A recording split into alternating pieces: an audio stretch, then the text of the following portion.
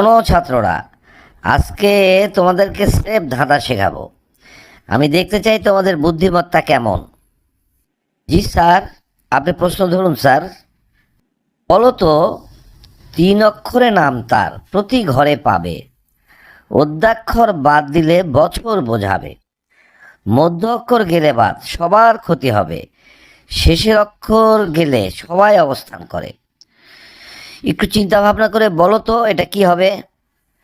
3 অক্ষরে নাম তার, প্রতি ঘরে পাবে, অদ্যাক্ষর বাদ দিলে বছর বোঝাবে, মধ্য অক্ষর গেলে বাদ সবার ক্ষতি হবে, শেষের অক্ষর গেলে সবাই অবস্থান করে। স্যার, এটা নিশ্চয়ই বাঘ হবে স্যার।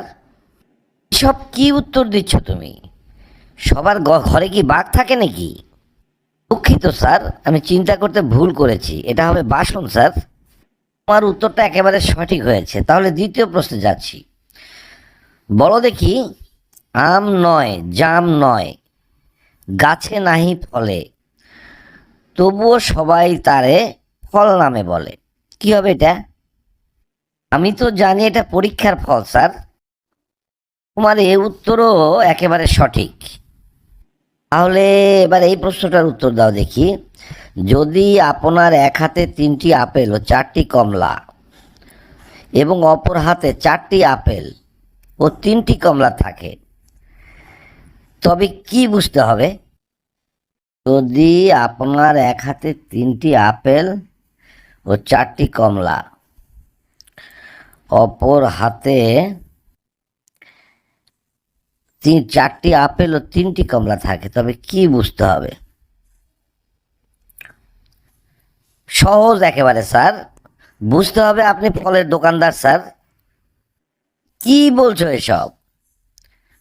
তুমি ভালোভাবে চিন্তা করে উত্তর দাও। উত্তরটা খুবই সহজ, ভালোভাবে চিন্তা করো। আর এইভাবে আপেল কমলা তো দোকানদারাই দেন স্যার। কাজে আমি বলেছি উনি হবেন দোকানদার স্যার। না না, তোমার উত্তরটা একেবারেই ভুল হয়েছে। তুমি আরেকটু চিন্তা করো তো বাবা, তোমার এই উত্তরটা কি হবে। তুমি প্রশ্নটা আবার ভালোভাবে দেখে নিয়ে চিন্তা করো। স্যার, দেখছি স্যার। যদি আপনার এক হাতে 3টি আপেল ও 4টি কমলা এবং অপর হাতে 4টি আপেল ও 3টি কমলা থাকে, তবে কি বুঝতে হবে? স্যার, অতগুলো কমলা আপেল তো এক হাতে ধরবেই না স্যার। এই তো বুঝতে পেরেছ। তাহলে বলতে হবে যে ওনার হাতটা অনেক বড়। জি স্যার। তবে প্রশ্নটা কিন্তু ধাঁধার মতো না স্যার।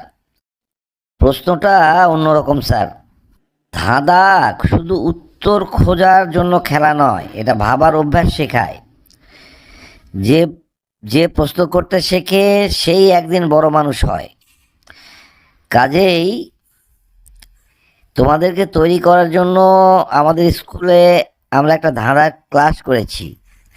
তোমরা ধাঁধাগুলো ভালো করে শুনবে, উত্তর দেবে, না পারলে বন্ধুদের সাথে শেয়ার করবে, তারা পারে কিনা জানবে। তাহলে আজকে এখানেই ছুটি। চলো, আল্লাহ হাফেজ।